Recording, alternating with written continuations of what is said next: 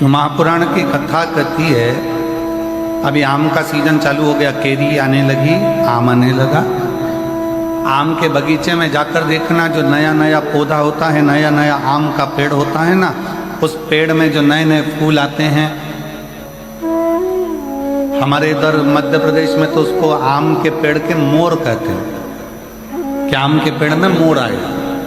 अब इधर नहीं मालूम छत्तीसगढ़ में कि उसको क्या कहते हैं, पर हमारे उधर कहते हैं मध्य प्रदेश में कि आम के पेड़ में जब फल आने वाला होता है तो पहले मोर आ जाता है, पहले फूल आ जाता है। पर जब कोई नया आम का पेड़ होता है, पहली बार उसमें अगर फूल आता है, पहली बार अगर उसमें मोर आता है तो बड़ा सुंदर दिखता है कि कितना सुंदर है, कितना विशाल है, कितना बढ़िया है। इसमें आम आएंगे, बहुत आएंगे, ढेरों आम लगेंगे और ढेरों आम इसमें लग जाए। पर जो श्रेष्ठ माली होता है ना, आम के पेड़ को जो संभालने वाला होता है, जो श्रेष्ठ माली होता है, जो बगीचे को संभालने वाला माली होता है, वो क्या करता है, उस आम के पेड़ के, नए आम के पेड़ के मोर को, फूल को तोड़ लेता, तोड़कर उसको फेंक देता उसी पेड़ के नीचे। और दुनिया के लोगों को लगा कि इतना बढ़िया आम का पेड़ है, उसमें इतने सारे मोर भी लगे, इतने सारे फूल भी लगे और इतनी सारी केरियाँ आएंगी, इतने सारे आम लगेंगे। परंतु गजब करा माली ने, बगीचे के माली ने तो तोड़ा फूल को, मोर को और पेड़ के नीचे डाल दिया। कई लोगों को गुस्सा भी आया, कई लोगों को लगा भी सरी कि ये क्या करा, बताओ, आम का पेड़ में इतने सारे मोर लगे थे, इतने सारे फूल लग रहे थे, और उसने तोड़कर सब नीचे पटक दिया,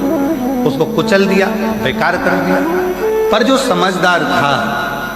जिसकी चित्तवृत्ति में समझदारी थी, उसने माली को धन्यवाद दिया कि वारे माली, तूने अच्छा करा, जो पहली बार नए वृक्ष में जो मोर आए थे, फूल आए थे, उसको तोड़कर तूने कीचड़ में डाल दिया, पेड़ की जड़ में डाल दिया। क्यों? क्योंकि हमारा एग्रीकल्चर कहता है, हमारी प्रकृति कहती है कि नया पेड़ का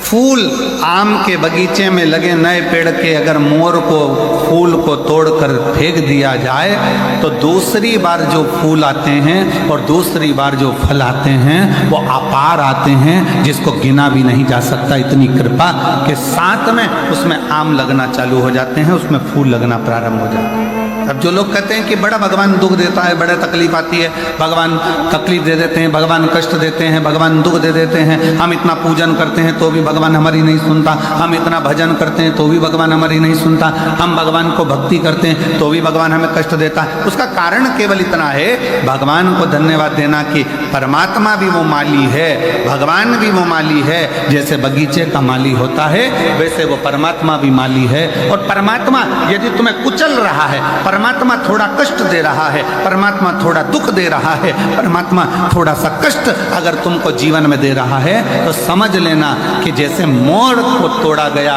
फूल को तोड़ा गया और जड़ में डाला गया, जिससे ये पेड़ और उन्नति करे और आगे बढ़े और बहुत उन्नति कर कर बहुत फल दे, उसी तरह भगवान भी अगर हमको दबा रहा है, कुचल रहा है, थोड़ा कष्ट दे रहा है, तो समझ लेना कि परमात्मा भी हमको बहुत आगे ले जाना चाहता है। समझ लेना, परमात्मा भी हमको बहुत आगे तक लेकर जाना चाहता है, परमात्मा हमको बहुत दूर तक लेकर जाना चाहता है, परमात्मा हमको बहुत अग्रणता में लेकर जाना चाहता है।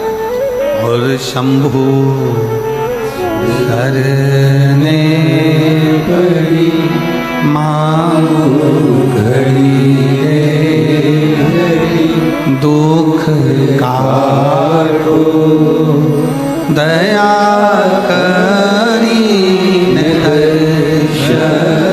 आपो, शंभु शरण पड़ी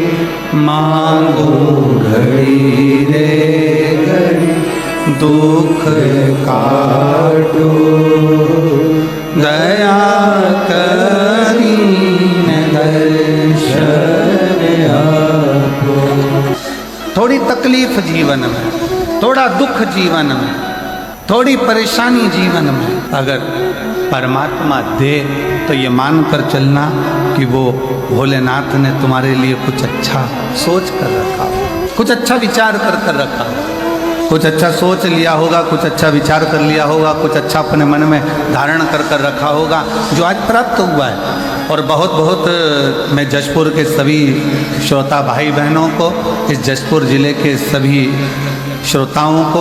बहुत बहुत साधुवाद देता हूँ कि तुम्हारे पुण्य बड़े प्रबल हुए होंगे जो यीशु महापुराण की कथा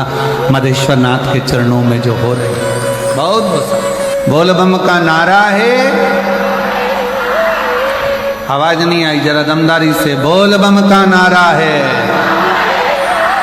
सारी समस्या का हल